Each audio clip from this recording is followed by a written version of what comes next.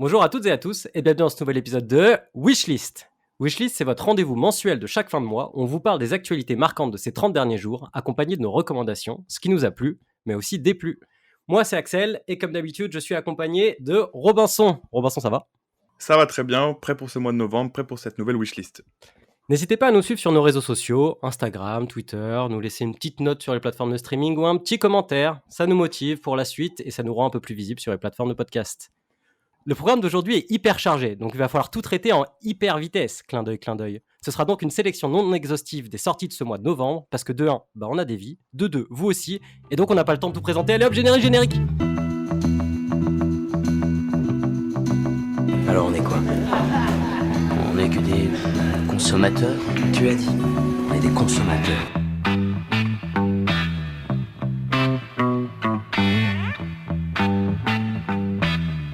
Vous savez, les avis, c'est comme les trous du cul.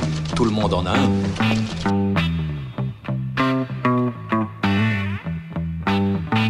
Je respecte ton avis, mais en tout cas, c'est pas le mien, donc c'est pas le bon. Tu vois ce que je veux dire?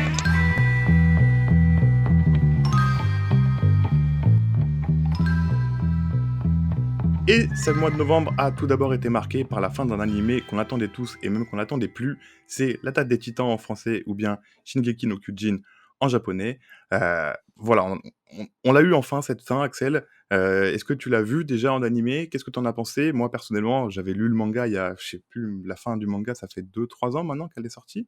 Ouais, c'est ça, et puis comme tu dis, on a eu une première partie de la saison finale en décembre 2020, on a eu une deuxième partie de la saison finale en janvier 2022, et là on a une troisième partie de la saison finale qui est sortie cette année. La première partie c'était en mars, et la deuxième partie elle est sortie en novembre, le Oh là 5. là.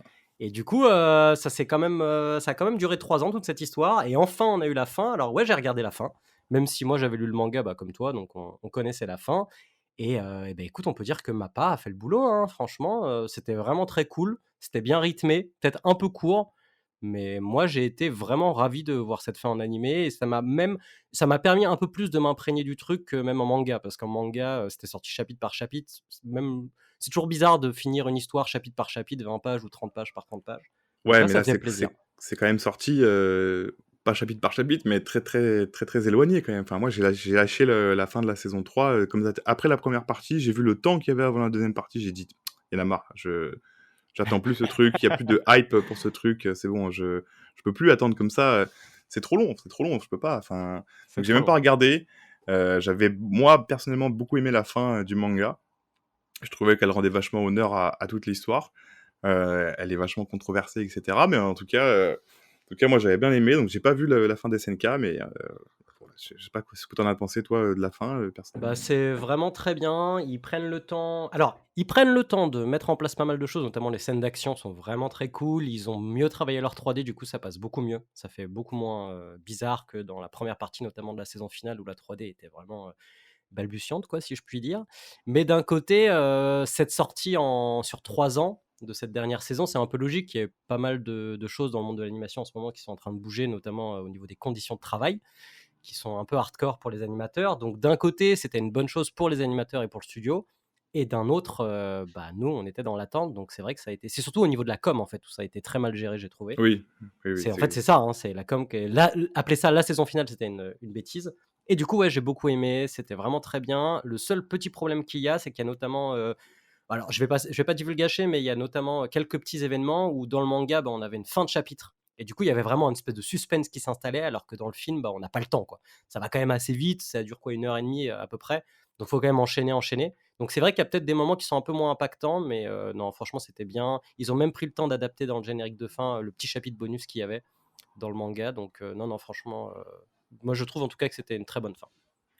bon. Et toujours pour rester dans les animés, on a eu ce qui a fait notre sujet principal du dernier divulgaché. Donc on va pas revenir beaucoup dessus, mais la sortie de Pluto sur Netflix. Donc, comme on l'a dit, manga à la base de Naoki Urasawa, adapté en animé cette année, en 2023. On a beaucoup aimé. Axel, est-ce que tu veux en dire un dernier petit mot après notre long épisode de Divulgaché? Bah, allez écouter notre épisode de Divulgaché sur, sur l'auteur et sur Pluto si ça vous intéresse. Mais je crois que ouais, on a à peu près tout dit. J'ai pas grand-chose à rajouter à part que c'est très bien. Sur Netflix encore, on a eu le droit à un autre animé qui s'appelle Blue Eye Samurai.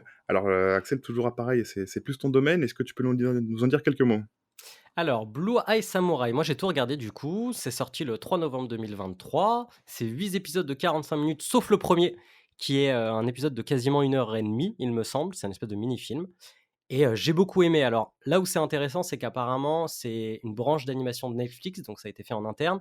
Et je trouve que dans le rendu graphique, ça ressemble beaucoup à Klaus. Je ne sais pas si tu vois le film d'animation sur Noël qui était sorti sur Netflix. Ça me parle de très loin, mais j'ai plus le truc en tête. Et ben voilà, et bah, en tout cas, je pense en tout cas, c'est la même technique d'animation qui a été utilisée. Donc, on peut dire que c'est de la 3D où ils ont en quelque sorte peint dessus. Donc, il y a vraiment un effet un peu aquarelle, estampe, etc. Et c'est top. C'est interdit aux moins de 16 ans. Donc, c'est déjà, on peut dire deux choses. Il y a beaucoup de scènes de nus, mais qui sont vraiment utiles à l'histoire. Enfin, c'est pas du tout gratuit. Et on a beaucoup de scènes très violentes. Donc, moi, ça m'a fait penser un petit peu à du Kill Bill ou à du Tarantino. C'est super bien, c'est hyper bien rythmé, c'est magnifique, les scènes d'action sont géniales et je trouve que même si on enlevait les scènes d'action, en fait, que ce soit la mise en scène ou le scénario, c'est vraiment très intéressant. Enfin, ça respire, l'amour et surtout enfin, l'amour de l'animation, l'amour de cette époque parce que ça se passe au Japon médiéval. Le pitch en 2 lignes, c'est quoi, Le rapidement? pitch en 2 lignes, c'est un maître de sabre, métis qui mène une vie, en gros, qui se déguise, tout en cherchant à se venger dans le Japon à l'époque d'Edo. De se venger apparemment de quelqu'un qui lui aurait fait du mal. Et donc, quand je dis un maître de sabre métis, c'est-à-dire qu'à l'époque, il n'y avait pas beaucoup de blancs au Japon.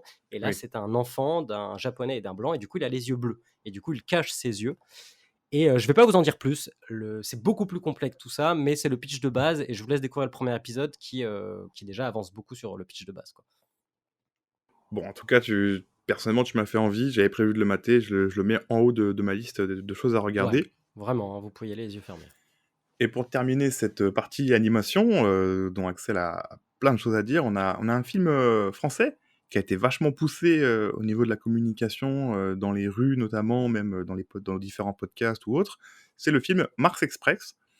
Axel, est-ce que pareil, tu l'as vu? Je crois que tu l'as vu au cinéma. Est-ce que tu as aimé? Qu'est-ce que tu en as pensé? De quoi ça parle? Dis-nous en plein, dis-nous en plus. Bah, Mars Express, c'est un film d'animation français qui est sorti du coup le 22 novembre 2023. Ça dure 1 h 25 et c'est réalisé par Jérémy Perrin et au scénario, c'est Laurent Sarfati. Alors les deux, ils sont déjà connus pour avoir travaillé sur l'adaptation en animé de Last Man, qui est une BD française, ou encore Crazy June. Crazy June qui me semble est sur Netflix, qui est une courte série d'animation assez folle. Je veux dire, je vous en dis rien, vous irez voir par vous-même. Et du coup, c'est des gens qui avaient l'habitude de travailler ensemble et cette fois, ils s'attaquent, à un film qui sort au cinéma. Le pitch en quelques lignes, on est dans l'an 2020. Aline Ruby, une détective privée obstinée, et Carlos Rivera, qui est en fait son partenaire Android, ils sont embauchés par un homme d'affaires afin de capturer sur Terre une célèbre hackeuse. Ça, c'est le pitch de base. Au casting, je ne vais pas vous faire l'affront de tout vous citer parce que de toute façon, on ne retiendra pas tout, mais on peut déjà dire que l'actrice principale, enfin, le personnage principal est joué par Léa Drucker, qui est une actrice française plutôt connue, qui d'ailleurs match vraiment bien avec le personnage. Et c'est très très bien. C'est vraiment très très bien. Si vous devez aller voir quelque chose au cinéma, pour moi, c'est ça. C'est court, c'est bien rythmé. Alors, c'est un polar noir de science-fiction. Donc, on retrouve un petit peu ce qui se fait dans Cyberpunk. Donc, on a tout ce côté un peu hyper violent, tout ce côté très. La sexualisation aussi du corps de la femme, notamment, mais pas que.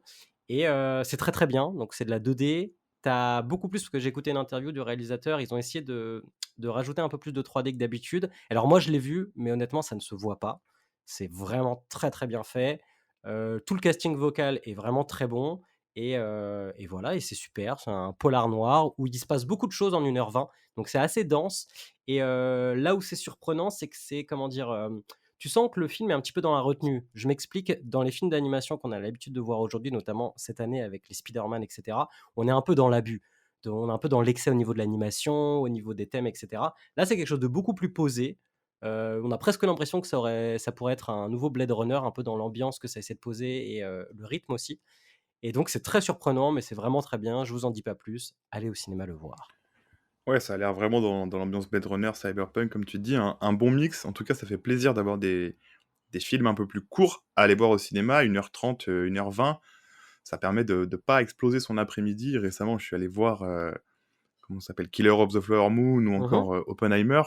tu es obligé de te poser une journée de grève, une journée de congé pour aller voir ces films, quoi. Ouais, c'est C'est limite vraiment ça. différent. Et ce qui était rigolo, c'est que moi, j'étais en congé, donc j'y suis allé en semaine. J'y suis allé en début d'après-midi et c'était la salle qui était, la plus remplie au cinéma dans le cinéma dans lequel je suis allé et j'ai regardé un petit peu les chiffres. Ils sont quasiment, il me semble, à 50 000 entrées et si on compare aux autres films d'Annecy, parce que c'est un film qui a été présenté à Annecy et cetera. Donc si on compare aux autres films, pardon, présentés à Annecy et souvent français, on est quand même dans le haut du panier en termes d'entrées. Donc Ouais, mais j'espère que ça va ça a continuer. fait son petit bruit, hein. Ouais, Ça a eu beaucoup de sa bouche petite à place oreille. dans les médias et tout machin, donc Ouais. Bah, ils ont pas tu sens que le budget est très réduit au niveau de la com, mais du coup, ils ont fait le tour de pas mal de podcasts. Notamment, je vous recommande d'aller écouter le podcast qui s'appelle Flan, faut l'animer. Ils ont fait une interview du réalisateur où il parle un petit peu aussi, du film sans spoiler, sans divulgacher et non, franchement, c'était top, si vous êtes curieux, si vous aimez l'animation, je ne peux que vous recommander. Merci Axel pour toutes ces belles recommandations en animation, en manga et en animé. On va passer tout de suite aux films et aux séries qui sont sortis un peu, pour ce mois de novembre et la première nouvelle dans le monde du cinéma, c'est la fin de la grève des scénaristes. Donc on avait déjà la fin, de la grève des acteurs, si je ne dis pas de bêtises, en septembre. Mmh. Et là, le 9 novembre, ils ont enfin trouvé un accord, les scénaristes, avec, les patrons d'Hollywood. Donc, il y a eu quand même 118 jours de grève, donc ça pose un peu des problèmes, dans l'industrie du cinéma. Et en fait, ils demandaient, évidemment une meilleure rémunération, comme dans beaucoup de grèves, parce ils ont beaucoup de problèmes actuellement avec le streaming et les plateformes de streaming aussi, les nouvelles plateformes de streaming qui sortent de partout, Netflix, Paramount, Amazon, et cetera, et cetera. Et aussi, ils voulaient de la protection contre les intelligences artificielles. Ouais, c'est ça. Ça arrive gros, ça arrive fort. Les acteurs, c'était les mêmes revendications, pareil. Donc voilà, on sent qu'ils ont un peu, peur pour tout ce qui peut arriver dans leur métier, dans leur vie. Et enfin, ils ont trouvé un accord. On va voir si ça va bouger et si ça va faire évoluer les choses. Mais Mmh. normalement, ils sont censés reprendre le boulot, quoi. Bah, quelques petites informations en plus pour préciser. Donc, les nouvelles règles qui ont été négociées par la WGA, c'est-à-dire la Writers Guild of America, c'est une nette amélioration des conditions de travail pour les auteurs, bien sûr, des paiements complémentaires au niveau du streaming et un encadrement de l'utilisation de l'intelligence artificielle. On vous recommande les articles de Numérama, des numériques et aussi de Canard PC qui ont fait un long article dessus où ils expliquent bien tout.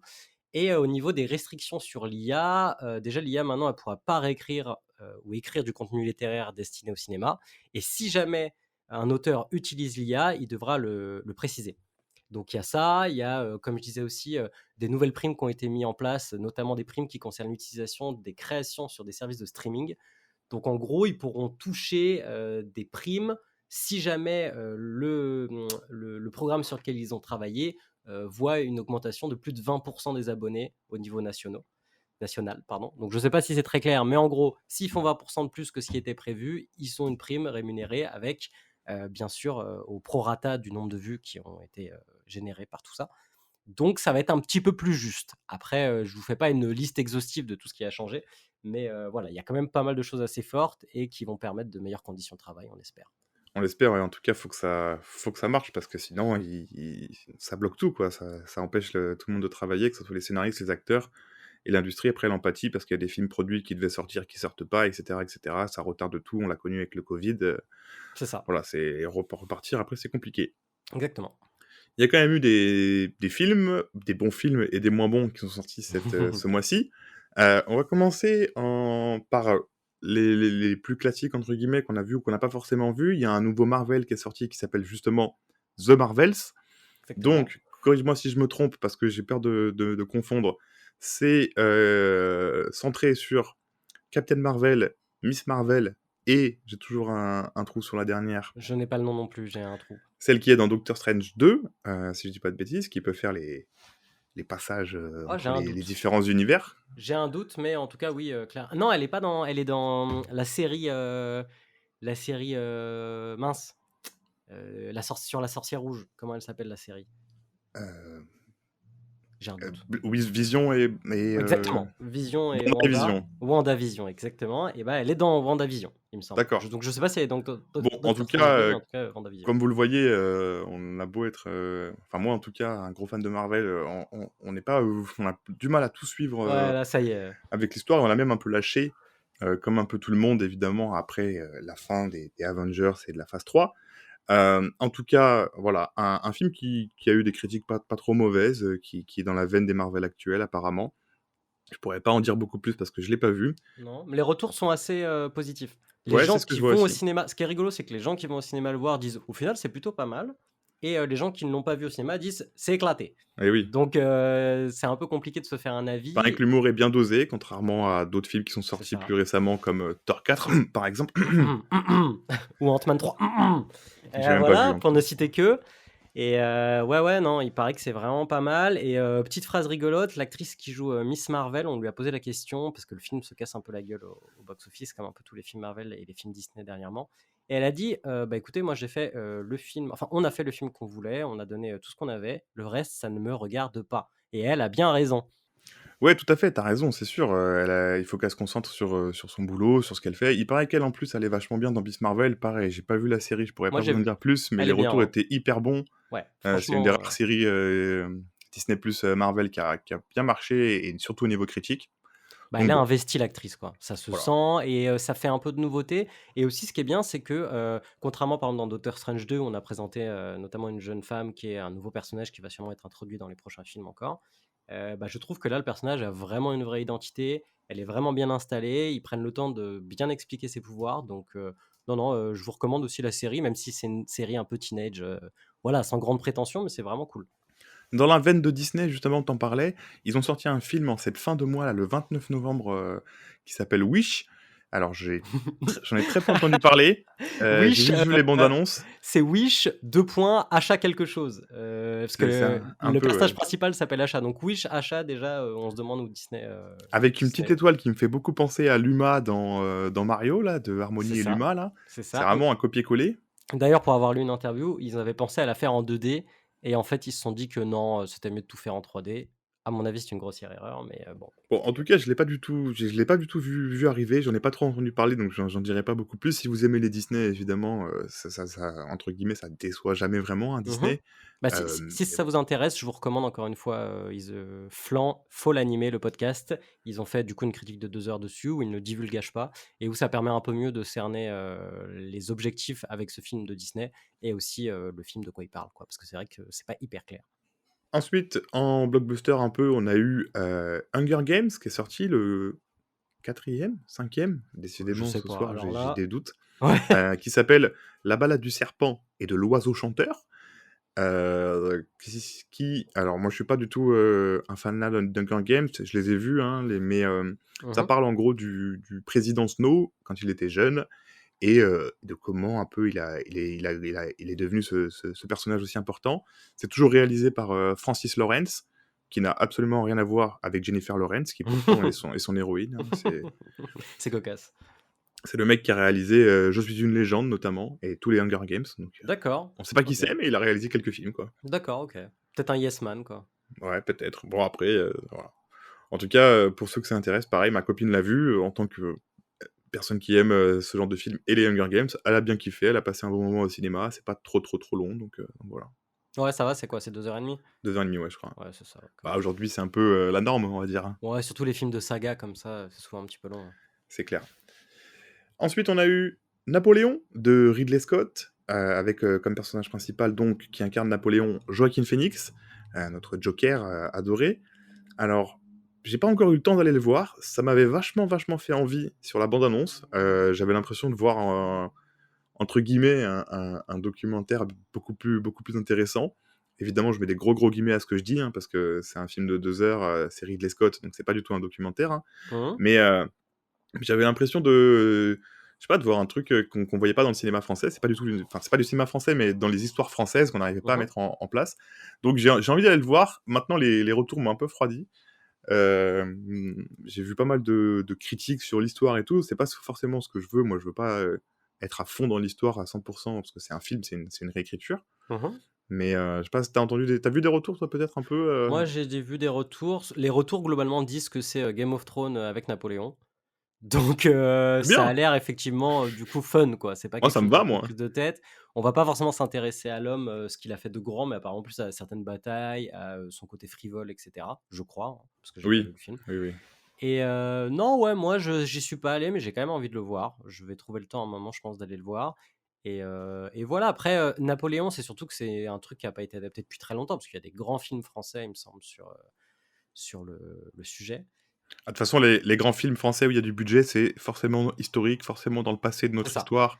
On n'en peut Souvent. plus. Après, là, c'est Ridley Scott. Ridley Scott, il fait des films tous les 2 ans en ce moment parce que Ridley Scott, il a 85 ans et que de ce qu'il a dit, c'est il a envie de continuer à 85 profiter. ans? Ouais, je crois qu'il a 85 ans, il me semble. Donc, Ridley Scott, il est en mode, en fait, et je crois qu'il a fait une déclaration d'ailleurs il y a pas longtemps où il a dit: «Ouais, moi, je fais 3 films quand Scorsese, il en fait qu'un seul. Donc, moi, j'ai pas le temps, en fait. J'ai pas votre temps. Je sors des films, je fais ce qui me fait kiffer.» Et du coup, je pense que c'est là, il est dans un truc, dans un cinéma où il divise de toute façon. Ça va être soit tu adores, soit tu détestes. Il y a pas beaucoup d'entre-deux et voilà. Moi, je trouve que Ridley Scott, il a raison, hein. En plus, les réalisateurs comme ça, qui ont entre guillemets plus rien à perdre ou qui ont vraiment, enfin, qui ont une renommée déjà. Je veux dire, c'est un très très grand réalisateur. Oui. Il se fait kiffer quoi. Donc à partir de là, soit on accepte le truc et on prend ce qu'il nous propose, soit bah tant pis, hein. En tout cas, j'irai le voir ou je le téléchargerai. Bon, pardon, mais mais je le regarderai, c'est sûr. Après l'avoir acheté dans 6 mois. Exactement, sur ma plateforme préférée de streaming. Mmh.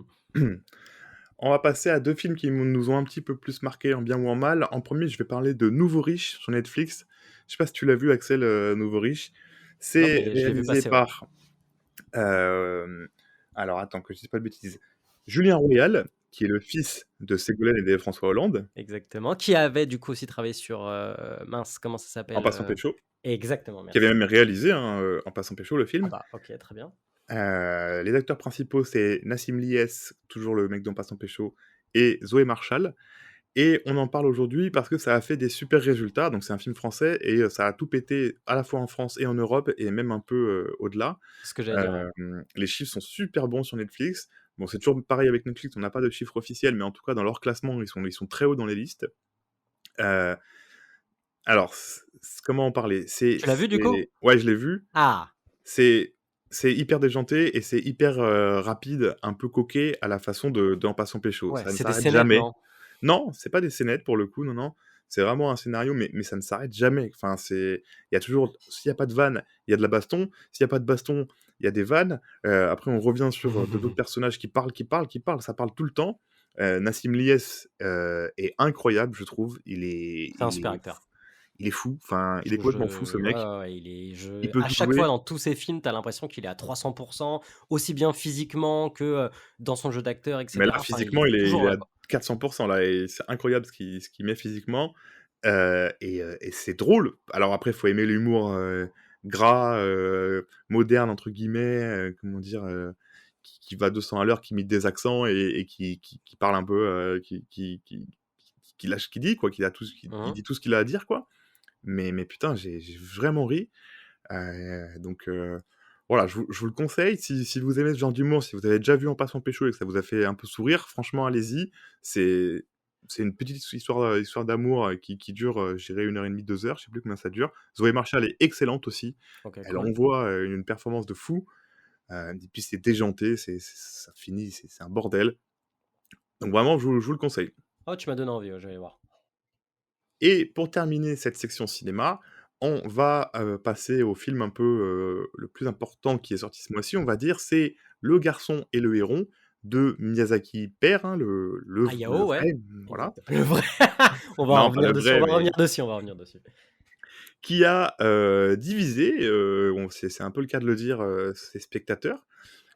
Tu l'as vu, je l'ai pas vu. Est-ce que tu veux nous en parler un petit peu, s'il te plaît? Ouais, alors ce que je peux dire, c'est que c'est sorti le 1er novembre 2023. C'est donc réalisé par Hayao Miyazaki, enfin dirigé par Hayao Miyazaki, qui est donc Miyazaki père, sachant que son fils, ça faisait un moment qu'il réalisait les derniers films du studio. Il a notamment fait Aria la petite sorcière, il me semble que ça s'appelle comme ça, le film 3D qui a bidé.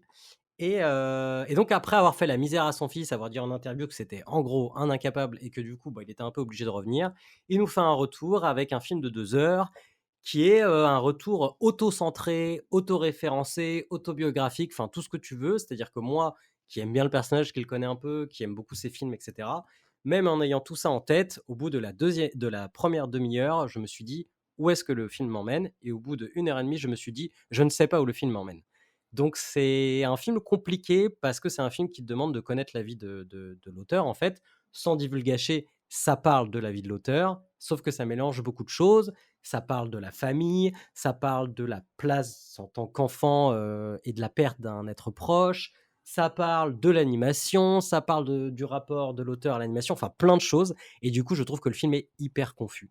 Ouais, moi, c'est la principale critique que j'ai vue sur les réseaux et même des gens qui l'ont vu autour de moi, c'est qu'il y en a beaucoup qui ont pas tout compris, quoi, qu'ils ont eu du mal à se mettre dedans parce qu'ils arrivaient pas à savoir où est-ce qu'ils nous emmenaient, savoir quel sujet ils voulaient mettre sur la table.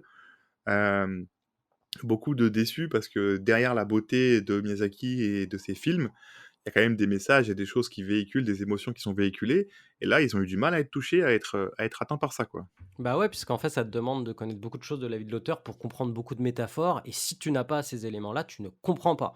Vraiment, il y a un double, triple discours sur plein de choses. Il y a plein de choses qui se mélangent, notamment si je peux donner le pitch de départ. Le pitch de départ, c'est un enfant qui perd sa mère et du coup, son père se remarie. C'est dans le Japon des années 60, il me semble, ou des années 40, je sais plus. Et du coup, son père se marie à la sœur de sa femme décédée. Un plaisir. Donc déjà, voilà. Et du coup, il déménage, dans la maison de cette sœur qui est en fait une espèce de maison familiale, perdue en plein milieu de la forêt et il va rencontrer, le personnage du héron et il va se passer des choses. Ça, c'est le pitch des 50 premières minutes. Donc déjà, moi qui ai l'habitude de voir, les films de Hayao Miyazaki, il a généralement tendance à vite rentrer dans une scène un petit peu d'action. Alors d'action avec des grands mots, mais si on regarde, par exemple, Le Voyage de Chihiro, ce genre de film, ça rentre très vite dans le vif du sujet. Alors que là, on a une grosse mise en place de presque 1 heure, pour ensuite 1 heure de film où, plein de choses vont être enfin, il va y avoir un début, un milieu, une fin, il y a pas de souci, mais il y a vraiment un truc confus dans la deuxième partie du film qui est, pour moi, la plus faible. Et notamment, j'étais au cinéma, la scène était quasiment pleine et la dame à côté de moi a commencé à ronfler au bout de 45 minutes. Donc voilà, je pense que je suis pas le seul à avoir été déçu par le film. Après, c'est très très beau et je pense que c'est peut-être un film en fait qu'il faudrait voir en VOD tranquille après s'être bien renseigné. Voilà, je conseille pas forcément d'aller au cinéma si on n'est pas hyper fan de Ghibli et de Miyazaki, quoi. Bon, on l'a pas mis dans nos coups de cœur et nos déceptions parce que je sais pas toi, mais moi j'en attendais pas énormément. Je suis pas un J'aime beaucoup, mais je suis pas un grand fan, de Ghibli Mhm. d'ailleurs on dit Ghibli, je crois Ouais, et c'est Ghibli, de je crois. et de Miyazaki. Mais oui, ça a été quand même assez frustrant pour tous ceux qui l'attendaient fort et qui attendaient fort le retour du Miyazaki père, si on peut dire. C'est ça. Mais du coup, ouais, de toute façon, je le mettrai pas dans mes déceptions non plus, même si je suis un peu vache avec le film là. Mais voilà, je conseille pas forcément, à moins d'être hyper fan. Et c'est là-dessus qu'on va clôturer, cette partie films et séries qui sont sortis. Vous l'avez vu, on n'a pas parlé de séries, j'en ai pas en tête moi, et j'en ai pas noté dans mes Mhm. sorties Bon, principales, donc série d'animation quand même, donc oui, séries d'animation, oui, oui, non mais je parlais des séries justement, un comment dire? disons live, Live action, classique. exactement, donc rien qui nous a marqué vraiment vraiment ce mois-ci. On va ouvrir la section jeux vidéo avec en premier une petite partie e-sport, d'abord pour entamer et pour introduire tout ça, parce que j'ai 2-3 petits trucs à dire quand même. On a eu la finale des Worlds de League of Legends, dont le championnat du monde de League of Legends, la plus grande compétition chaque année. C'était donc l'équipe coréenne de T1 versus l'équipe chinoise de Weibo Gaming. Et c'est évidemment et facilement, on appelle ça un stomp dans le jeu vidéo, que T1 a gagné cette finale 3-0. C'est la plus grande équipe de League of Legends de tous les temps. C'est leur 4e titre de champion du monde. Personne n'en a autant et même personne n'en a plus de 2, je crois, même je suis pas sûr qu'il y en ait une équipe qui en a 2 Ok. après T1. Et c'est la plus grande réussite et ils ont dans leur rang le meilleur joueur du monde et de tous les temps. Même si vous ne suivez pas trop l'e-sport, mais vous aimez un peu le jeu vidéo, vous avez forcément entendu parler de Faker. Donc aujourd'hui, il a 27 ans, ça fait pas mal de temps qu'il joue à LoL et c'est son 4e titre de champion du monde, donc il les a tous gagnés avec T1 et c'est ce 4e titre, il l'a gagné 10 ans après le premier qu'il a gagné à 17 ans. Ah Donc oui, ouais, ça ouais. commence à faire, vraiment pas mal là. Mais surtout Ouais, que moi j'ai l'impression qu'il est là depuis, moi je pensais qu'il était beaucoup plus vieux parce que j'en entends parler depuis, tellement longtemps que bah, il a commencé très jeune et dans l'e-sport en général, une fois que tu as 25 ans, tu commences à être un vieux de la vieille quoi, tu penses à la retraite. c'est pire que le Justement, sport, quoi. il c'est pire que ça et il montre que non, il y a les mécaniques certes, mais il y a l'intelligence de jeu, il y a ce que tu véhicules et il est trop fort. Il a porté l'équipe. Bon, il était pas tout seul, loin de là, il avait une c'est pas lui qui a fait MVP de la finale par exemple, Ah OK. mais mais il avait pas besoin quoi. Son équipe est trop forte, tout tourne autour des mecs qui sont bons et qui carry. Ça, voilà, c'était assez incroyable. En Corée, chez eux en plus, hein, la compétition se déroulait en Corée cette année, ça change tous les ans. Mmh. Donc devant leur public, ils ont tout baisé, donc c'était vraiment cool. Les horaires étaient pas ouf, hein, c'était enfin, entre guillemets «pas ouf», c'était les week-ends à 9 heures du matin, jusqu'à midi à peu près. Donc c'était, si tu te levais un peu le dimanche ou quoi, que tu avais rien à faire, c'était vachement cool. Pour ceux qui aiment l'e-sport, surtout la demi-finale contre JDG, si je dis pas de bêtises, c'était vraiment cool ça. Si vous voulez voir un match vraiment vraiment sympa, que vous voulez remater ça, c'est gratuit sur YouTube, y a pas de souci. OK, nice. Et la deuxième nouvelle, c'est, la France qui réussit bien, en tout cas les Français qui réussissent bien, en e-sport. On a d'abord, l'équipe de Vitality qui a réussi toute l'année avec, Rocket League et d'autres choses, qui a encore gagné, un major sur CS:GO, le Blast. Ziwo, le meilleur joueur du monde et notre joueur français, a encore été MVP. Donc ça se passe bien, Vitality qui porte haut les couleurs de la France et à côté de Vitality, on a évidemment la K-Corp, on en a parlé dans le dernier wishlist avec, Mmh. la LEC. Et là, ils sont devenus champions du monde sur Trackmania. Heu, donc le jeu de time attack un peu, comme on dit avec, je sais pas si vous connaissez, avec des Formule 1 entre guillemets. Mmh. Un jeu hyper compétitif, hyper serré où les Français, dominent un peu parce qu'on a une scène qui est vachement cool et dont Zerator a fait la renommée et a permis, aux Français de se développer. Ah la F1 ça nous connaît maintenant. C'est ça. Mmh. Donc heu, donc voilà, la K-Corp et Vitality qui montent haut les couleurs de la France, sur l'e-sport et c'est cool, ça fait plaisir, ça annonce que du bon pour la suite, quoi. Top. En même temps, dans le jeu vidéo, cette fois-ci, on a eu quelque chose quand même ce mois-ci qui s'est passé, c'est la mise à jour de Fortnite qu'on appellera, du coup la mise à jour c'est Fortnite OG qui en fait, si vous avez déjà joué à Fortnite quand c'est sorti et après, ils ont remis la carte, de base, la carte, tout de du chapitre 1 et toutes les OK. semaines, ils font à l'époque, c'était une mise à jour tous les 2-3 mois, si je dis pas de bêtises, avec, une nouvelle map, des nouvelles, villes qui changeaient et cetera et là, c'est toutes les semaines. Ils refont comme si, ils avaient déjà fait, à l'époque, sauf que c'est beaucoup plus rapide et grâce à ça, ils ont quand même réussi à faire un pic à 44 millions de joueurs au total, en même temps, le samedi, de la sortie. Ils ont cumulé en tout 102 millions d'heures de jeu, ce qui est la plus grosse, entrée qui a jamais été enregistrée sur Fortnite. Donc comme Mmh. quoi, 5-6 ans après la sortie du jeu, c'est toujours au top. C'est voilà, moi j'aime bien ce jeu, j'y ai beaucoup joué. Alors je l'ai quitté comme beaucoup de monde, quand, il y avait des gens de 15 ans qui étaient architectes et qui pouvaient, construire une map entière, en 3 secondes. Mais justement, là, il y a un mode, sans construction à l'époque et tout et ça marche super bien. Donc c'est sympa et puis ça a ramené un nombre de joueurs impressionnant, quoi, quand même. Ouais, alors après, c'est génial. C'est vrai qu'après avoir, après avoir viré 16 de leur effectif, ils communiquent sur le fait qu'ils ont jamais fait des aussi bons chiffres depuis très longtemps.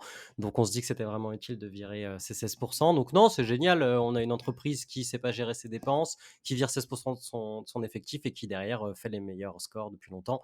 Donc écoute, malheureusement, ouais, je suis un peu salé, mais c'est vrai que moi j'ai un peu de mal avec, ce double discours en mode, «Ça ne va pas, mais par contre, notre jeu va super bien». Donc écoutez, oui, Fortnite, c'est un super jeu. Moi, pareil comme toi, je l'ai lâché depuis très longtemps et je suis un peu déçu qu'en tout cas, ils aient communiqué de cette façon-là autour de ces chiffres après justement, Non, mais un c'est important que tu en parles de toute façon voilà, parce je qu'il pense que y a c'est pas que il y a important pas quand que le même, côté tout rose. Moi, j'ai la news, jeux vidéo pure, maintenant il y a ce qui se passe derrière. On sait que c'est jamais tout rose, quoi. sachant qu'on en avait parlé dans le premier wishlist et c'est vrai que malheureusement, tout ne va pas bien chez Epic et écoute, on espère quand même que Fortnite va continuer à ramener de l'argent pour qu'ils puissent peut-être, bah, réinvestir dans les devs et cetera et peut-être nous proposer, d'autres jeux parce qu'on attend quand même un petit peu plus de jeux, quoi.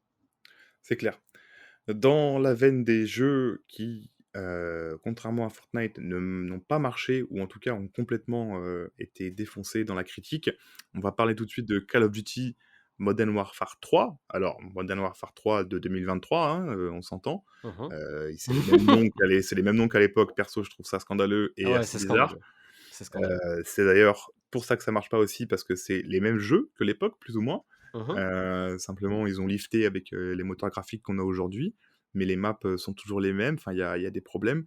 Est-ce que tu as quelques chiffres peut-être, ou quelques trucs à nous dire, quelques retours que tu as pu voir, sur le Alors, jeu? j'ai pas forcément de chiffres, mais je sais qu'en tout cas, en termes de vente, même s'ils en ont vendu pas mal, ils étaient derrière, Lethal Company, sur Steam, donc c'est que ça se vend pas si bien que ça. Les retours sont vraiment catastrophiques. Il y en a carrément qui disent que, le lanceur en fait, apparemment, il faut passer par Modern Warfare 2 pour pouvoir jouer à Modern Warfare 3. Du coup, c'est pas hyper clair, leur histoire, mais ça sent, l'entourloupe comme ils avaient voulu faire, il y a, plusieurs années pour Modern Warfare 3, suite aux problèmes qu'il y avait eu avec, la team, Infinity Ward, il me semble, qui s'occupait à l'époque, du jeu.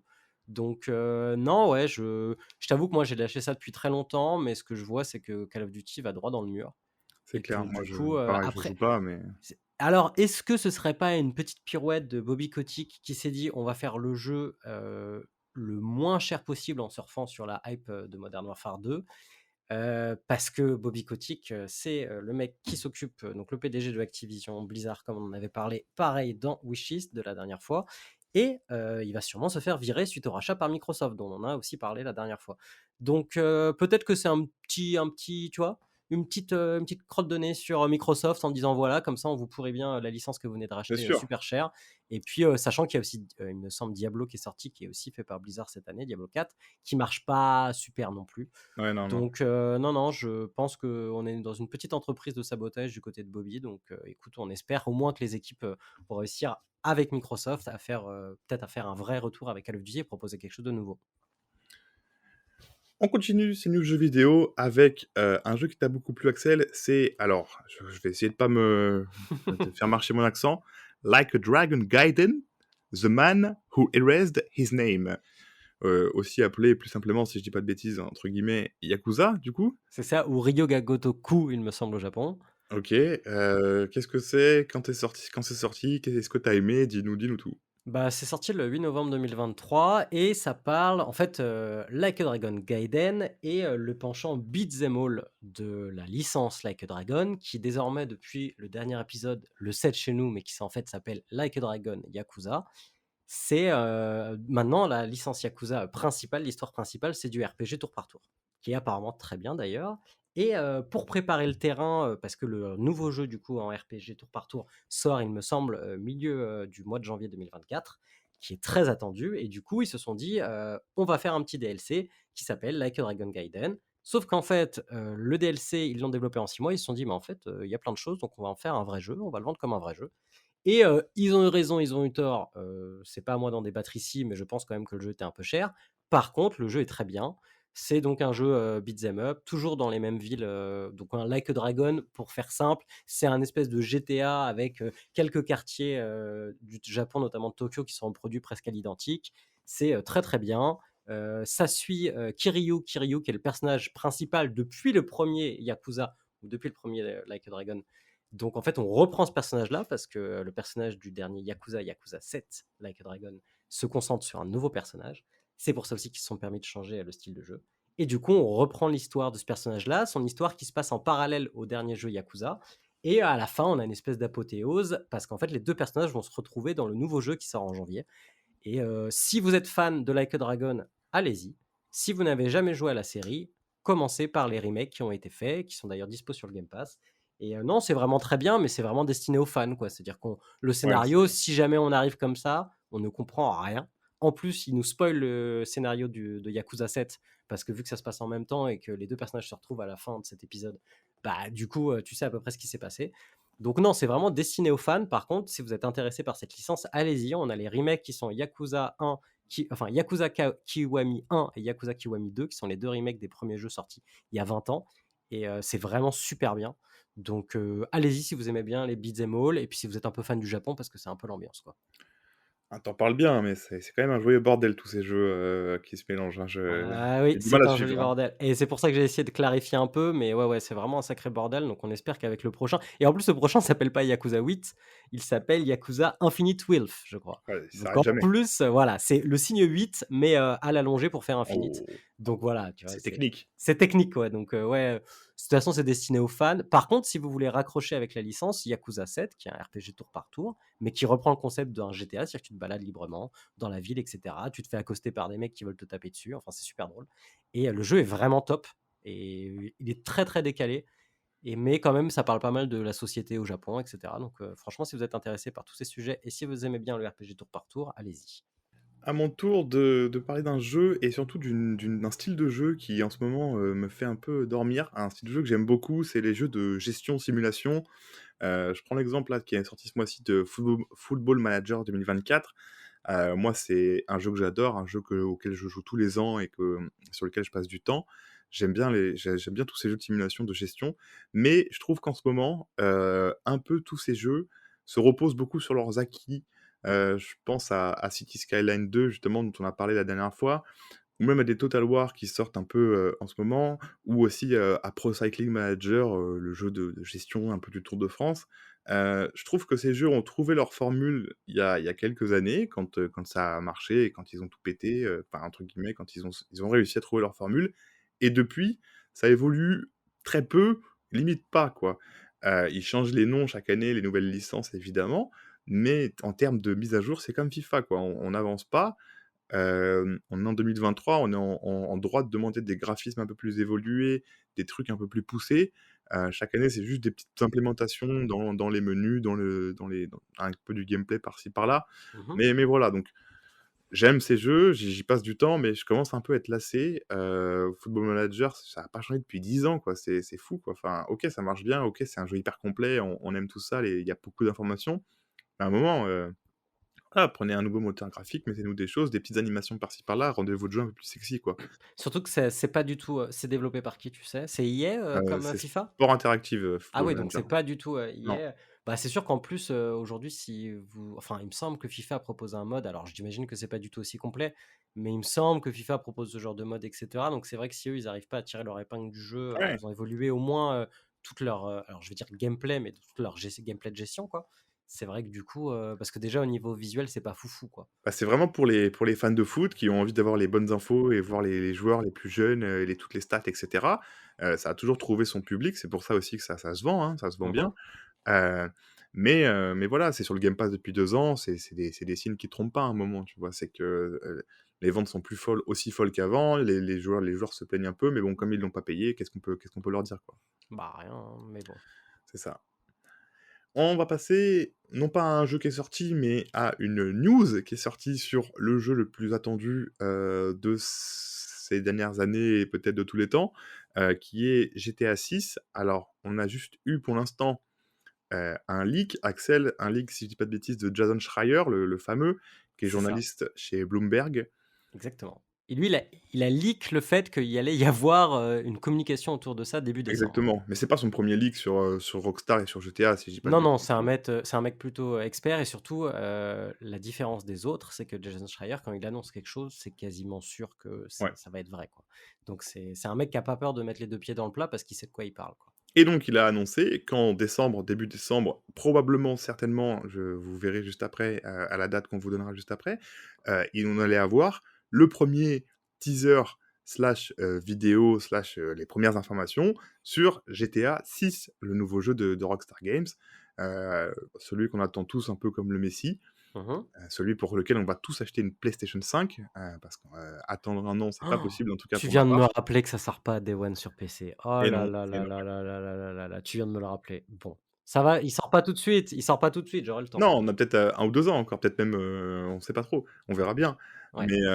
Mais en tout cas, moi, je me suis rendu compte pareil il y a un mois, je me suis rendu compte que j'avais acheté à l'époque, ma Play 4 pour GTA 5 et que je risque d'acheter une Play 5 pour GTA 6 et voilà quoi, c'est le genre de jeu qui te fait acheter une console à 500 balles quoi, il y a pas à chier quoi. Ça dépend, après si le côté multijoueur est vraiment bien développé, j'aurais peut-être plutôt envie d'attendre. Notamment, il y a pas mal de mods sur PC et tout, donc à voir. Peut-être qu'ils vont pas faire la même bêtise et cette fois-ci, balancer leur jeu presque, en même temps sur PC, j'espère. Je pense pas. En plus, Rockstar, ils sont coutumiers du fait, même avec Red Dead, ils font ça aussi. Ils préfèrent attendre Mmh. au moins 1 an, que tout est bien clair, bien propre et tout, pour le sortir sur PC encore plus beau. Donc ouais, c'est clair. Après, je pense que la partie multi sera archi poussée. Il y a un moment, ils ont compris que voilà, et ça fait 10 ans que leur jeu marche, c'est pas pour rien. Ouais, Hem, je pense que ça va être, enfin, surtout avec tout ce qui est sorti ces derniers temps, les mods pour pouvoir jouer avec des serveurs, où il y a que des joueurs et cetera, donc ouais, ouais, je pense qu'ils vont pousser le truc à fond. et donc on aura probablement, cette fameuse news, cette fameuse vidéo, ce fameux teaser lors de c'est pas sûr, hein, on imagine que ça peut être lors de la nuit, des Game Awards qui aura lieu dans la nuit de jeudi à vendredi en France, vers 1h30 du matin, donc C'est un peu ça, galère, un peu tard à regarder, c'est un match de c'est ça. NBA le truc. C'est jeudi Heu 7 et vendredi 8, hein. Exactement. On va, nous de notre côté, suivre, attentivement cette cérémonie puisque, petit teaser, notre prochain épisode de Divulgaché portera sur les résultats de cette cérémonie. Est-ce que, évidemment, Baldur's Gate 3 a été élu, Game of the Year? Sinon on le fait pas en fait, je pense le podcast. Ouais, c'est ça, hein, on arrête tout. Et voilà, on espère beaucoup de pas mal d'annonces, pas mal de petites cinématiques sur des jeux qui vont sortir, des jeux attendus et on vous fera un petit récap de tout ça pour le mois de décembre.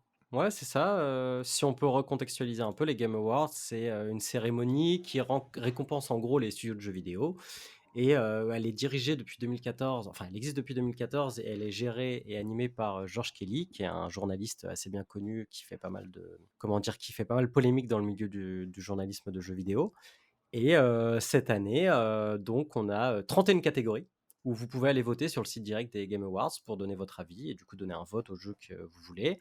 Alors après, nos votes, ils valent que quelques pourcents dans la note finale, C'est hein, ça je exactement, parce qu'il précise. y a les journalistes qui votent, il y a les studios et cetera et donc on a une sélection de 6 jeux qui ont été sélectionnés pour, notamment la catégorie la plus, répandue, la plus importante, c'est le Game of the Year, donc le fameux GOTY et dans la sélection, on a Alan Wake 2, Super Mario Bros Wonder, The Legend of Zelda: Tears of the Kingdom, Baldur's Gate 3, Resident Evil 4 et Marvel Spider-Man 2.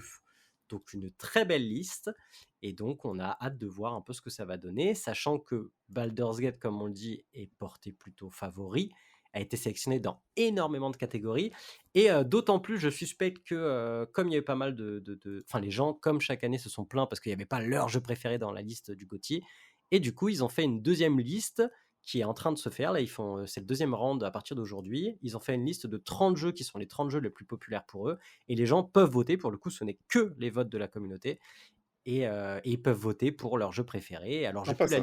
j'ai plus la liste des 10 qui ont été sélectionnés là, mais il y a encore Baldur's Gate 3 dedans.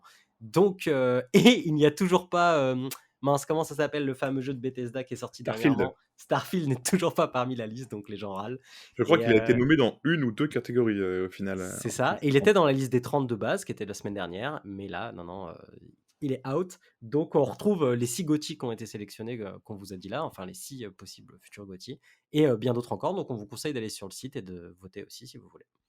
Pour clore cette, partie jeux vidéo, je vais vous conseiller avec Axel, on va vous conseiller, hem, une vidéo YouTube. Mais moi, juste avant de parler de cette vidéo YouTube, je veux parler de cette, veine un peu et de ce style un peu de youtubeur, que je consomme beaucoup et que j'apprécie beaucoup en ce moment. C'est les conteurs, d'histoire et les conteurs d'histoire notamment sur le jeu vidéo, speedrun ou e-sport. On a comme exemple, The Grit Review qui est le premier entre guillemets qui a un peu percé au niveau français et en ce moment, on a une petite équipe derrière lui qui font aussi des super vidéos. Je pense à Ego et à Combo notamment, qui sont des mecs connus, hein. On va rien vous Mmh. apprendre si vous êtes un peu dans ce truc-là.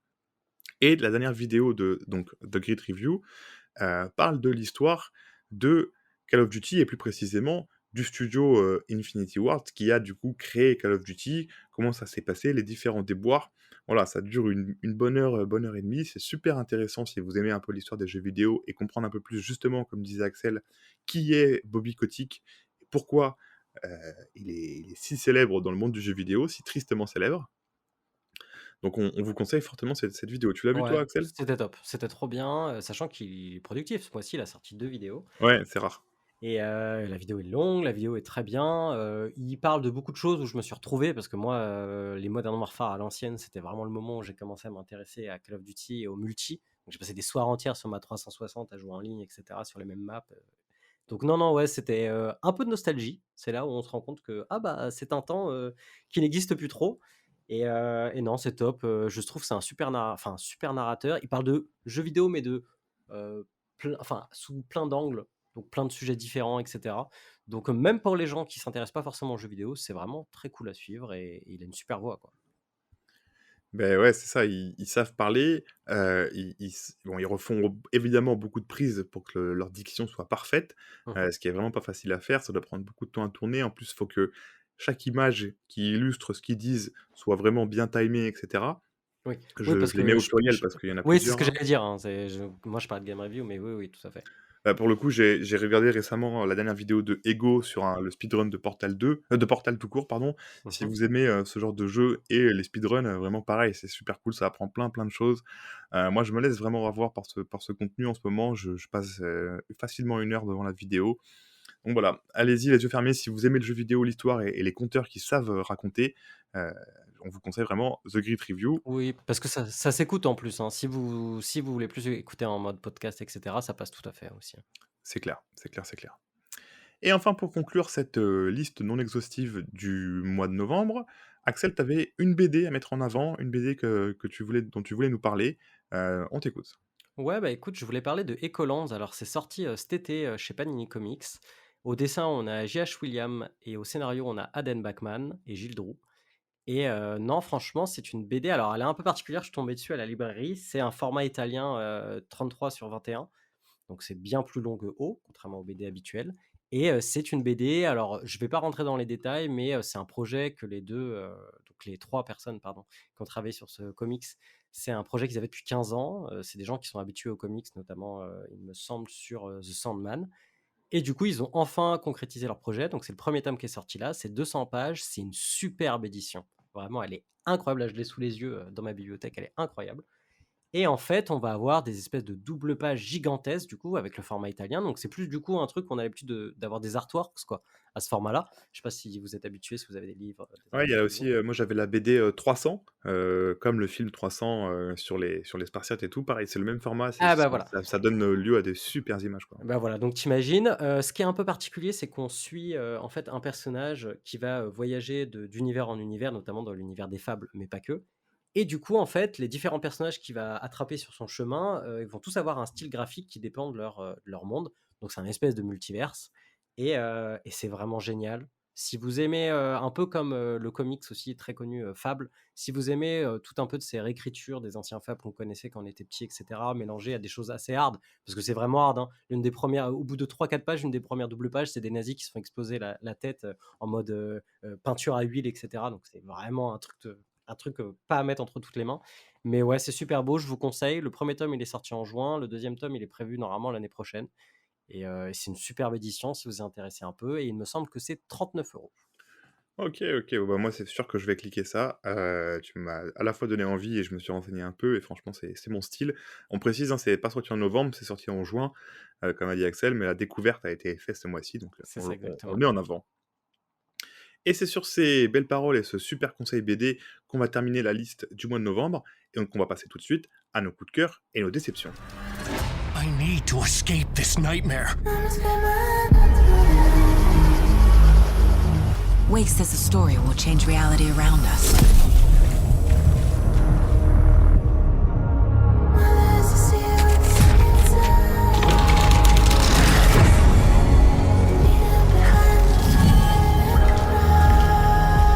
Why are we written into the story? Comment ça se passe? C'est comme un job normal? Alors c'est pas du tout un job normal. On me prend pour cette mission, il n'y a pas d'essai. Ah bah si, imagine elle est pourrie, faut qu'on l'essaye. Toi, dis-moi ta spécialité, pas me casser les couilles, c'est quoi? Écoute, avec plaisir. Snipeuse. La musique est pour moi une distraction utile. Un outil de concentration. Elle empêche ma voix intérieure de divaguer.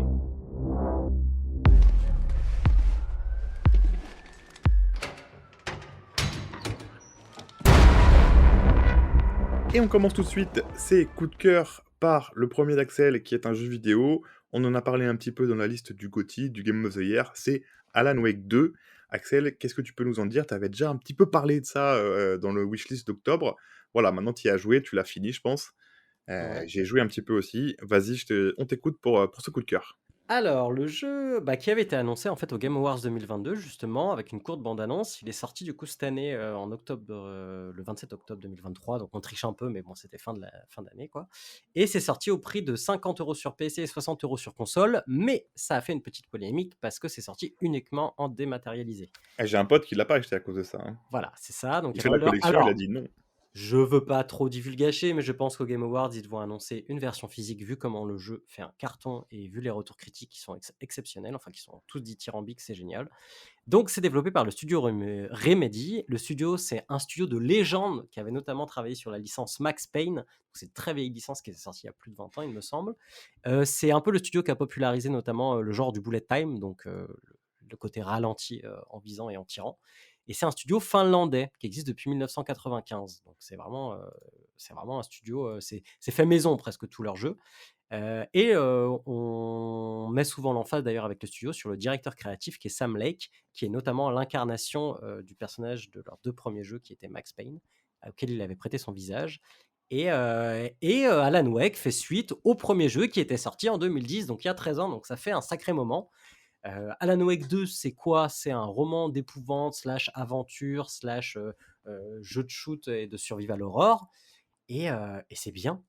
Qu'est-ce que c'est bien? C'est-à-dire que là, moi, je suis sorti. En tout cas, première chose, c'est hyper beau. De ce que j'ai vu et de ce que j'ai joué, je trouve ça super beau. Ouais, c'est vraiment top. Alors, on recontextualise un peu. L'histoire de Alan Wake, c'est quoi? C'est un écrivain, en tout cas dans le 1, qui en gros va s'isoler parce que il doit écrire son nouveau roman et il a un peu de mal. Donc il va s'isoler dans les montagnes avec sa femme dans une petite maison qu'il a louée. On sait bien que c'est toujours une bonne idée, ce genre de choses. Et en gros, il va lui arriver des bêtises et il va se retrouver confronté à des entités qui sont sensibles à la lumière de sa lampe torche. Donc, il doit utiliser sa lampe torche pour les affaiblir et ensuite les viser avec son pistolet et les tuer, ou avec différentes armes tout au long de l'aventure. C'était un jeu qui avait vraiment été très apprécié à l'époque, qui avait une super gestion de la lumière et tout, c'était vraiment génial. Et le 2, eh bien, repart sur la même base, c'est-à-dire qu'il se passe comme le jeu, il y a eu 13 ans entre les deux jeux. Et bien là, on arrive 13 ans après Alan Wake 1, et on va suivre deux personnages différents, qui vont avoir deux gameplays un petit peu différents. Le premier personnage, c'est Saga Anderson, qui est joué par Melanie Lee Bird, et qui prête sa voix et ses traits. C'est une actrice anglaise. Et alors, toi qui as un peu joué, mais moi qui ai beaucoup joué, c'est vraiment une vraie découverte, cette actrice, et elle joue super bien, quoi. Ouais, j'ai vu ça sur le début du jeu. Franchement, c'était vachement cool. On se laisse très vite avoir par le personnage et on s'imagine très bien la suivre pendant toute la partie. Mhm. Donc c'est super sympa. Ils ont bien choisi leur actrice, quoi. Ouais. Et du coup, le gameplay de ce personnage, en fait, la particularité de ce personnage, c'est que lui, enfin, elle n'est pas reliée directement à Alan Wake 1. C'est une enquêtrice pour le FBI et elle est appelée pour enquêter sur des disparitions et notamment des disparitions qui seraient liées à une secte dans la ville de. Alors, j'ai plus la ville en tête, mais c'est la ville où se passait Alan Wake 1. Et du coup, elle va être appelée pour travailler sur place avec les autorités locales. Et on va avoir un gameplay et une ambiance un peu à la Twin Peaks ou à la True Detective, c'est-à-dire qu'on va se balader dans Ouais, les c'est un peu des différentes régions de marais la et tout. ville. Voilà, il y a la forêt, les marais, on a le petit bar un peu perdu, on a l'EHPAD, enfin on a plein de trucs différents. Et donc elle, ça va être plus penché du coup vraiment horreur, mais un petit peu enquête, parce qu'elle a aussi un palais mental. Donc en appuyant sur le bouton du milieu de la manette, vous passez en temps réel dans le palais mental du personnage. Donc c'est hyper impressionnant techniquement, hein, franchement. Donc palais mental, ce qu'on appelle palais mental, c'est en fait une façon dans sa tête, c'est une pièce qu'elle se représente dans sa tête où elle organise ses idées. Parce que c'est une Ouais, c'est enquêtrice et du c'est coup une des features les plus sexy du jeu, hein. Franchement, dès que tu arrives dedans et que tu cliques là-dessus, là, tu fais: «Oh!» Franchement, ouais. c'est très attirant, je C'est trouve. cool. Et du coup, on a un tableau où, comme dans les enquêtes, les vieux films et tout, ils collent des photos qui relient avec des fils. Donc toi, tu vas devoir faire pareil. Ça alourdit le gameplay. Personnellement, j'ai pas trouvé ça fou, toute cette partie-là. Par contre, ça permet de bien suivre l'histoire. Donc tu sens que comme le scénario est super important et qu'il faut pas trop s'y perdre, ça permet de bien remettre les idées des fois en place, notamment avant certaines scènes assez fortes. Et on a du coup un deuxième gameplay qui est avec Alan Wake, qui lui est coincé, alors on vous en dit pas trop, mais qui est coincé dans une espèce de dimension parallèle. Et Alan Wake, du coup, qui est toujours joué par le même acteur qui est Ika Vili, qui est un acteur finlandais. Mais le personnage d'Alan Wake, il est censé être new-yorkais. Du coup, il est doublé par un autre acteur qui s'appelle Matthew Porretta, qui était déjà aussi dans le 1. Donc les deux acteurs travaillent en collaboration pour créer le personnage d'Alan Wake. Et du coup, Alan Wake, ça va être un gameplay un petit peu différent parce que ça va être beaucoup plus horrifique. En tout cas, horrifique, même avec des scènes très hallucinées, etc. Lui, il a un palais mental, mais son palais mental, ça va lui servir notamment, avec son pouvoir de l'écrivain, à réécrire certaines scènes. Donc ça aussi, techniquement, c'est hyper impressionnant parce que tu vas rentrer dans une pièce, je sais pas, il va y avoir genre des bancs et peut-être un lit par terre, et tu vas pouvoir rentrer dans ton palais mental, changer la scène, et la scène se change sous tes yeux, et d'un coup, il va y avoir une nouvelle entrée, d'un coup, il va y avoir des lumières partout. Enfin voilà, c'est vraiment très impressionnant. Et il a un autre pouvoir qui est, alors moi j'appelle ça le pouvoir de Dumbledore, tu sais, l'espèce de petit truc qu'il a Dumbledore pour attraper la lumière et la relancer. Je vois très bien. Et ben voilà, et ben c'est exactement ce pouvoir-là. Pareil, ça va changer les scènes du tout au tout quand tu vas utiliser ce pouvoir-là. Et non, c'est vraiment très bien. On n'en dira pas trop sur l'histoire, sur le scénario. Ah, c'est un peu tout le cœur du jeu quand même, c'est un jeu assez C'est ça, narratif, hein, même complètement narratif, c'est ça. donc faut pas trop divulgacher.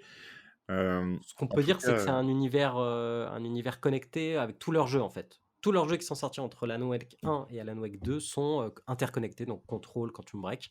Et du coup, on a une espèce d'apothéose dans Alan Wake 2 où on retrouve les différents personnages. Notamment, on retrouve l'acteur, alors que je retrouve son nom, c'est l'acteur qui joue dans X-Men, qui joue, moi j'appelle ça le mec de glace, mais il doit s'appeler Iceberg ou un truc comme ça. C'est Sean Ashmore, qui était déjà dans Quantum Break, qu'on retrouve ici, et d'autres acteurs encore.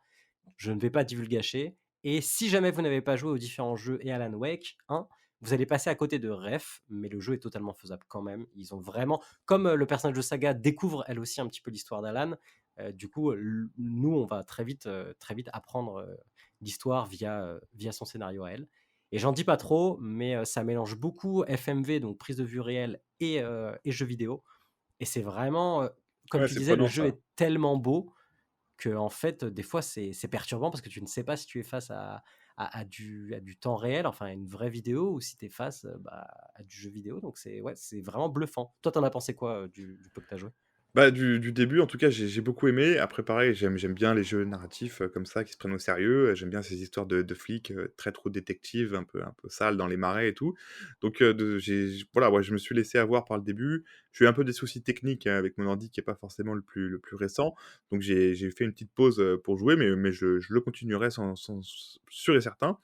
Ça me fait enfin, il y a un truc qui m'a fait tilt un peu aussi quand j'ai joué, on parle quand même d'un écrivain qui raconte des histoires et qui écrit des livres, et notre personnage principal s'appelle Saga. C'est dès le début, dès la première phrase, dès le premier Oui. prénom, on rentre directement dans, les sous-textes, les choses à comprendre, les choses à analyser. Moi j'ai bien aimé, ça te met une ambiance tout de suite, ouais, très True Detective, et franchement je ne peux que le conseiller sur ce que j'ai fait, et je pense que tu le conseilles aussi. Mhm. Il aurait pu, je pense, s'il était sorti peut-être, plus tôt ou pas, mais se battre avec Baldur's Gate 3. Maintenant, il a pas la puissance pour le battre, je pense, Alors, il en est, Game il of the est, Year. il est quand même nominé dans 12 catégories, hein. Donc je crois Ah que c'est ouais, non le mais deuxième jeu le plus nominé avec Zelda et Baldur's Gate, donc c'est le troisième jeu plutôt. Donc il me semble quand même qu'il a ses chances, mais le problème c'est Baldur's Gate 3 fait tellement d'unanimité que ça m'étonnerait, mais le jeu a eu des super critiques, et comme tu dis, on vous le recommande. Et la particularité, c'est que le jeu est très méta, comme on en a parlé un petit peu, et notamment on parlait du directeur Sam Lake. Sam Lake, donc qui est un des directeurs artistiques principaux de Remedy, il est dans le jeu. C'est-à-dire qu'il prête son visage au collègue de Saga Anderson, justement, qu'on voit souvent dans le jeu, qui est omniprésent. Et du coup, il y a un côté hyper méta. Encore une fois, on n'en dit pas trop, mais enfin, j'en dis pas trop, je veux pas divulgacher, mais il y a une scène musicale qui est hyper surprenante et qui est géniale. Donc, d'ailleurs, je vous conseille de bien jouer à Alan Wake 2 avant les Game Awards, parce qu'à mon avis, au Game Awards, on va avoir une petite comédie musicale à Alan Wake, je vous annonce. Donc, non, non, je recommande le jeu. Par contre, j'ai eu plein de soucis au niveau technique aussi. ouais, il demande beaucoup, quoi. Il est gourmand, quoi. Bah, il est gourmand parce qu'il utilise une nouvelle technologie, mais par contre, c'est un des premiers jeux vraiment next-gen qui est aussi impressionnant. Et surtout, le souci, c'est que moi, j'ai lancé le jeu sur ma bécane qui est plutôt récente. Mais le problème, c'est que je l'ai lancé la première heure où il est sorti, parce que j'étais vraiment impatient d'y jouer. Et alors la première heure avant de faire la mise à jour du pilote de ma carte graphique, mais c'était alors on va pas divulgacher encore une fois, mais c'est une espèce la première heure de jeu, c'est une espèce de descente dans les montagnes et cetera. Moi, j'avais carrément les, textures qui n'avaient pas le temps de charger, du coup, je passais au travers de la montagne, d'accord? Donc au niveau de l'immersion sur un jeu comme ça nique tout et en plus, au moment où je devais récupérer des indices et cetera, mener un peu l'enquête, les indices ne s'affichaient pas. Donc vraiment, je vous conseille de bien mettre à jour votre carte graphique, bien mettre à jour le jeu, vérifier que tout est à jour et à partir de là, vous pourrez lancer le jeu. Par contre, si vous avez une petite bécane, mais que vous mettez tout bien à jour, normalement, même si vous baissez la résolution, etc., j'ai lu que pas mal de gens qui avaient une petite bécane arrivaient quand même à faire tourner le jeu en petite résolution et en low, et que le jeu restait quand même tout à fait jouable et très joli. Bon, bah, c'est cool, ouais, moi j'ai eu des petits soucis au niveau des cinématiques, de l'audio et tout qui était un peu décalé, mais rien qui empêche de comprendre. En plus, j'ai mis les moi j'aime bien jouer avec les sous-titres, comme ça si je loupe un truc et ben, je peux le Exactement. lire. Donc Mais voilà. oui, il y a les voix, moi ça a changé, alors moi pas trop, mais apparemment les gens qui jouent en français, il y a des moments où ça passe en Oui, espagnol ou ça oui, oui, passe j'ai en eu ça une anglais, fois, oui, oui, j'ai eu ça une fois, notamment sur, la scène de fin, donc j'imagine un peu que ça doit être déroutant si tu pas les sous-titres, tu ouais, dois c'est pas clair. comprendre. C'est clair, c'est clair. On tu fini sur Alan Wake 2, Axel? Bien sûr, j'ai fini. Bon, en tout cas, vous avez compris, c'était un sacré coup de cœur pour Axel pour cette année de jeux vidéo. Pas le plus gros évidemment, mais on vous conseille fortement d'y jouer. On va passer cette fois-ci à une déception, si on peut l'appeler comme ça, parce que, c'est pas vraiment une déception dans le sens où je n'en attendais rien du tout, mais plutôt, un truc que j'ai trouvé mauvais tout simplement, quelque chose que je peux ne pas vous conseiller. C'est, je suis désolé, mais ça sera Voleuse, de Mélanie Laurent qui est sorti sur Netflix ce mois-ci, avec notamment Adèle, que j'écorche pas son nom, Exarchopoulos et Manon Brèche et aussi, Isabelle Adjani qui joue le rôle, un peu de la patronne, de ce groupe. Ah, c'est pas Mélanie Laurent? Non, Mélanie Laurent, c'est un peu elles sont 3, c'est un peu la boss du trio et Ah elles ont une d'accord. patronne, au-dessus qui est un peu Ah la d'accord. mafieuse. Donc OK. pour recontextualiser, pour raconter un peu l'histoire, ça parle de donc, Mélanie Laurent et Adèle, je me souviens même plus de leur nom, dans le film, heu, qui sont, 2, comment dire? Ouais, «voleuses» entre guillemets, qui font un peu des coups, pour se faire du fric quoi, tout simplement. Elles ont une relation, alors pas d'amour, mais, on va dire de, sœurs amoureuses en quelque sorte. Enfin, elles sont Mmh. hyper proches, hyper amies, comme pourrait Elles l'être, sont fusionnelles, quoi. exactement, voilà. Et c'est leur histoire un peu, de comment se sortir de cette vie, qui est pas stable, où tu risques un peu ta vie, parce qu'il y a des mecs avec des flingues et autres quand tu voles des choses très chères, par rapport à, Isabelle Adjani et toute son équipe, de mafieux, on va les appeler comme ça, hein. C'est pas vraiment des mafieux, mais ils sont un peu représentés comme ça. Mmh. Et c'est, hyper particulier. Alors c'est déjà le jeu des actrices, c'est des actrices qui savent jouer, hein. À un moment, on les a vues dans des films, elles ont eu des Césars et autres, elles savent, interpréter. Mais là, je sais pas si c'est la demande de Mélanie Laurent de jouer comme ça, mais on dirait vraiment qu'elles sont un peu à côté de leur rôle, quoi. Elles parlent comme si c'était, comme si elles jouaient pas vraiment, quoi. C'est très spécial. Hem, L'humour m'est tombé à côté à chaque fois. Je La première scène, c'est, donc c'est Mélanie Laurent et Adèle qui s'échappent en quad, d'un casque qu'elles ont fait en quelque sorte. Mmh. Au début, tu penses vraiment que c'est, tu sais, le style de début de film un peu, où le personnage rêve, donc on sait pas qu'il rêve. On voit un peu des folies, des dingueries, il se passe plein de choses et d'un coup, il se réveille et le film commence vraiment et là, il y a un vrai jeu d'acteurs qui se met en place et cetera. Sauf que là, il y a pas ce réveil. C'est, C'est le film. c'est exactement, mais vraiment, au début, j'étais: «Mais attends, mais c'est sérieux? Non, c'est le début, on les montre un peu folles, un peu bizarres». Enfin, elles vraiment, je sais pas si c'est moi qui suis complètement passé à côté, mais j'étais avec ma copine qui pour le coup attendait rien non plus de ce film, mais qui était en mode, «Vas-y, on mate ça, c'est chill». Elle était un peu gênée, quoi. C'est pareil, on était un peu sur la corde de: «Est-ce qu'elles veulent jouer comme ça ou est-ce que juste elles jouent mal?» Et c'était très, très compliqué. C'est à la L'histoire a limite du nanar, ce que tu nous dis, quoi. Mais exactement, exactement. Mais bah, pour le coup, vraiment, on dirait on sent un côté alors, on sent quand même un côté second degré qu'elles ont voulu mettre, ça c'est sûr, mais second degré qui se prend quand même un peu au sérieux, tu vois? Ouais, elles ont voulu faire second degré cool, sauf que comme ça tombe un peu à côté, ça fait pas vraiment cool et ça fait un Ah ouais, peu c'est malaisant, ridicule, quoi. ah bah, moi j'ai trouvé ça, ouais, vraiment malaisant, quoi. Ça avance, assez doucement, ça dure 2 heures quasiment, hem Donc ensuite, il y a la troisième du trio qui vient pour différentes raisons, et pareil, enfin tout c'est le film classique, une fois qu'ils ont fait leur premier casse, ils veulent arrêter, pour vivre, la vie, donc ils veulent faire un dernier coup pour gagner beaucoup d'argent.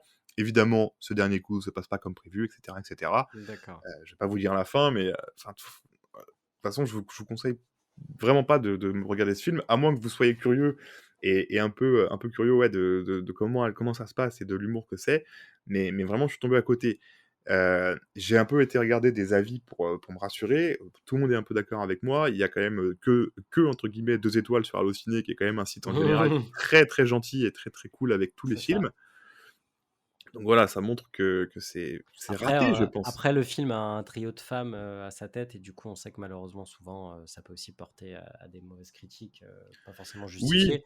Mais là, apparemment, enfin, tout le monde est d'accord sur le fait que c'est nul c'est et ça et d'ailleurs, ce qui est puis rigolo, c'est que c'est apparemment, tiré d'une BD oui, de Bastien Vives, donc on reparlera pas du personnage qui fait un peu polémique, depuis plusieurs années et du coup, ils ont pas du tout communiqué comme quoi c'était l'adaptation de ce mec-là, donc déjà à mon avis, ça pue. À mon avis, déjà le projet était pas forcément, bien parti. c'est ça, ouais, puis, Adèle joue Adèle, le rôle un peu de la entre guillemets, un peu bébête, et très brute de décoffrage, comme elle joue dans, les séries marrantes, du Flambeau ou même, dans d'autres films qu'elle a fait. Mélanie Laurent joue Mélanie Laurent, c'est-à-dire, la trente-quarantenaire, un peu calme, qui est plus réfléchie que les autres, mais un petit peu délire quand même, qui a quand même son côté un peu jeune et un peu fofolle et c'est ouais, enfin j'ai donc voilà, c'est pas une déception parce que j'ai regardé ça un soir sur Netflix, voilà pour passer le temps. Ouais, ouais. Mais j'étais atterré. On a fait pause un moment, on s'est dit: «Est-ce qu'on continue? Est-ce qu'on continue pas?» Bon, on n'avait pas on n'avait pas d'autre choix et on avait déjà commencé, donc on a fini, mais Ah, dans vraiment, la douleur. Dans la ouais, douleur. carrément dans la douleur, ouais. Vraiment, vraiment, je ne vous conseille pas ce film, donc on répète, Voleuse de Mélanie Laurent. C'est ça, ne la mettez pas dans votre wishlist. Exactement. Et on va terminer avec, alors quelque chose qui sera en 2 parties. D'abord donc, on va comment on va appeler ça? Il y a, le nouveau film de David Fincher qui est sorti sur Netflix, qui s'appelle The Killer, le tueur. Avec le i allongé parce qu'on lui a tiré dessus dans Exactement, l'affiche, parce que c'est exactement. subtil, David Fincher. C'est, donc le personnage principal, c'est Michael Fassbender, notre Magneto dans les récents X-Men. Je vais avant de parler du film, moi, je vais parler d'un coup de cœur qui est, du coup, la BD dont ça a été inspiré. Alors, c'est pas du tout sorti en novembre, hein, ça a plusieurs années. Donc ça s'appelle aussi Le Tueur. C'est, au scénario Mats et au dessin Luc Jacamon et c'est une bande dessinée policière, qui est française donc et qui parle, d'un serial killer. Comment il réfléchit, ses meurtres, comment il réfléchit ses assassinats plutôt. Qu'est-ce qui veut qu'est ce qui lui arrive et un petit peu son histoire. Pareil, c'est un serial killer, un peu sur la fin de sa carrière qui, après un coup un petit peu, vous allez vite le voir dans le 1er tome, si jamais vous lisez le premier tome, qui après un coup un petit peu raté, doit s'adapter par rapport à sa vie et tout ce qu'il a mis en place, récemment dans sa vie et j'ai trouvé ça super cool. Il y a très peu de dialogue, il y a beaucoup de cases de pensée, en fait, en haut à droite, des pages où donc c'est les pensées de notre personnage principal, de notre tueur, dont d'ailleurs on n'a pas le nom, je crois. C'est le tueur, il s'appelle le tueur Oui, je crois, il me semble. et alors c'est assez beau au niveau dessin. Il y a quelques cases qui sont magnifiques. C'est vraiment quelques cases, on dirait qu'elles sont peintes un peu, au pinceau, vraiment à l'aquarelle, c'est assez fou. Je sais pas trop comment ils ont fait ça, mais il y a des scènes de ville un peu sous la pluie à New York où on voit les lumières d'une façon, j'ai rarement vu ça dans une BD, heu et ouais, ça avance bien, il y a du suspense, il y a de la baston, ça se fait pas marcher dessus. Ça prend pas des pincettes pour nous raconter l'histoire et donc c'est super cool. Il y a alors 13 tomes en tout, Ah sur, Le oui! Tueur. Mais après Ah c'est oui, des b 13 tomes! c'est des BD, ça se lit vite, hein, c'est des petites C'est BD, quoi? C'est des BD, ouais, franco-belges un peu, ouais, dans ouais, le format exactement, le franco-belge? le OK, le format classique Astérix, Lucky Luke, tout ça. OK. Heu, donc 13 tomes au total. Il y a eu 2 intégrales qui sont sorties, dont un qui est ressorti là en novembre justement, avec la sortie du film Netflix, donc un intégral tout rouge et tout qui est assez Ah, sympa. c'est cool ça. qui est pas très cher d'ailleurs parce que c'est une collection, enfin c'est pas du dur, l'édition, c'est du mou. Mmh. Bon Hem, cadeau pour Noël, du coup. voilà exactement, 30 €, je l'ai pris du coup, c'est ça qui m'a fait découvrir ça, donc ça reprend le tome 1 à 5 et il y a un autre intégral qui est sorti un peu plus tôt, qui reprend le tome 5 à 10 et donc les 3 derniers tomes de la BD sont en BD pour l'instant, il y a pas eu d'intégrale avec les 3 derniers tomes, mais on peut les acheter en BD évidemment et ensuite il y a des spin-offs qui sont sortis aussi, 4 ou 5 spin-offs je crois qui existent, pareil des bandes dessinées classiques, OK. Avec le même personnage? toujours avec le même personnage. OK. Il y a de quoi lire et franchement j'ai adoré, je me suis laissé prendre, par les trucs. J'ai lu les 5 tomes assez vite, enfin les 5 tomes dans l'intégrale assez vite et voilà, ça met vraiment au cœur de l'intrigue le dessin, je trouve. Il voyage beaucoup notre tueur, il va dans différents pays. Chaque pays a vraiment sa touche de couleur et son style, colorimétrique vraiment, ils associent vraiment des couleurs assez particulières, c'est vraiment cool. Mmh. Donc je vous conseille vivement de vous lancer si vous aimez un peu les comics, les BD, dans celle-ci, Le Tueur. En parallèle du coup, il y a le film donc de David Fincher qui est sorti. David Fincher qui est un réalisateur que personnellement j'adore et je crois qu'aussi Axel tu aimes beaucoup. Mmh. Le film qui est sorti sur Netflix ce mois-ci, si je me trompe Exactement, tout pas, à fait, oui, c'est oui, ça? oui, oui, c'est sûr.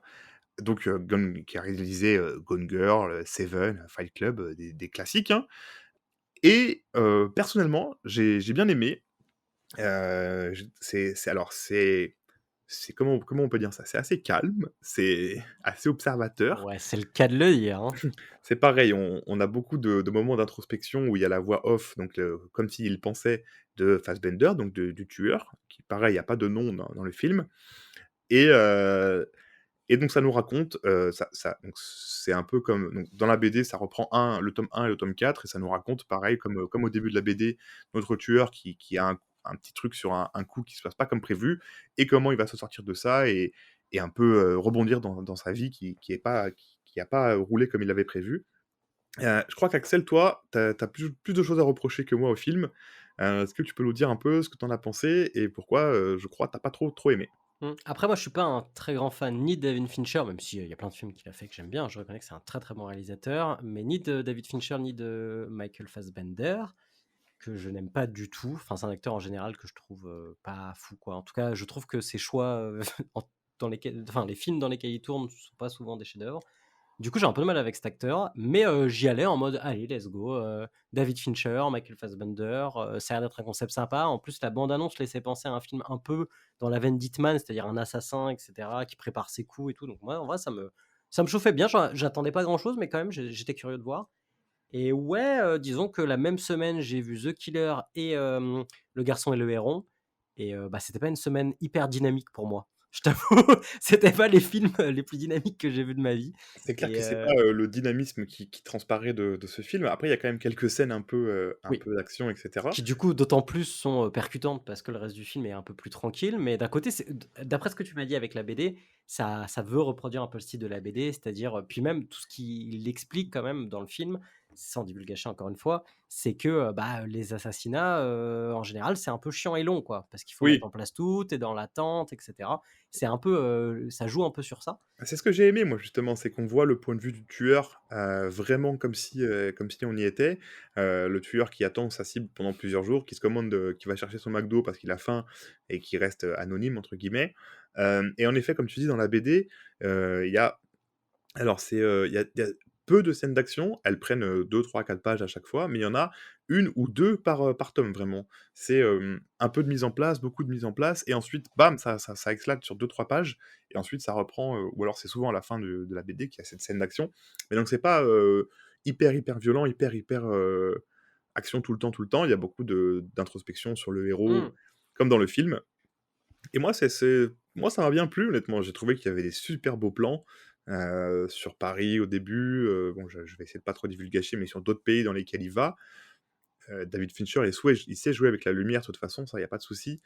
Moi, j'aime bien Fassbender pour le coup. Je suis pas un grand fan de ses films particulièrement, mais j'aime bien l'acteur, je trouve qu'il a de la gueule et tout. Je trouve qu'il va vachement bien dans ce rôle-là, en plus, il revient depuis ça fait pas mal d'années qu'on l'a pas vu, je Ça, trouve, c'est vrai. dans les films. C'est vrai qu'on le voit un peu moins là dernièrement.